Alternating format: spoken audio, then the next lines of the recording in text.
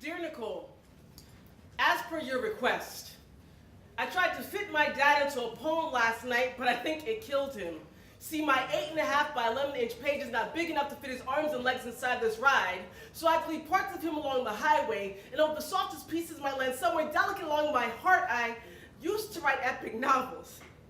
So he lived there for 300 years amongst the legends, but once I started slamming, his heartbeat became dependent upon my cadences, and 3 minutes just wasn't enough time for him to find the rhythm of his breath again. I became afraid to lay my lips upon his name because the trauma of him becoming reanimated left him feeling cold, like the tip of my pen couldn't fully resuscitate him, and this new pain was getting old. Plus, after sharing him with an audience and a third wife, which leaves me only a line here or there to give sporadic CPR, and every time he looks at me, I can tell he won't come back the same because he refuses sleep anymore. He just keeps replaying in my mind like these arbitrary timers are wasting more and more of his precious time. I tried to stitch him up with metaphor, but the ink would bleed right through. I tried to immortalize him akin to Nietzsche, but these social theorists be not amused. I went back into my childhood to rebuild him with Dr. Seuss, but now at this point he's been labeled absentee and deserters get no fuel.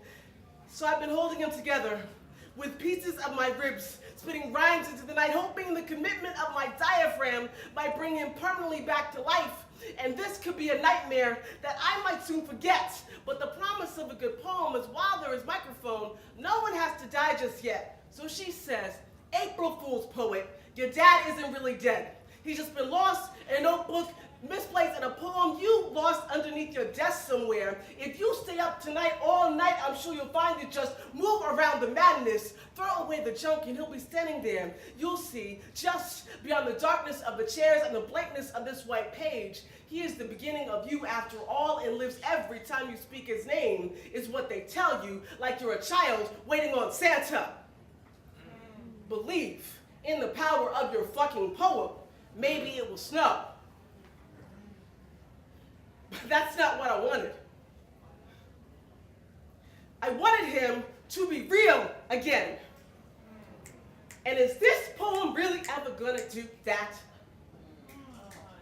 But you'll compress him into 3 minutes, 180 seconds. But after the applause, what are you to do with the silence when clearly your spell has brought you no rewards?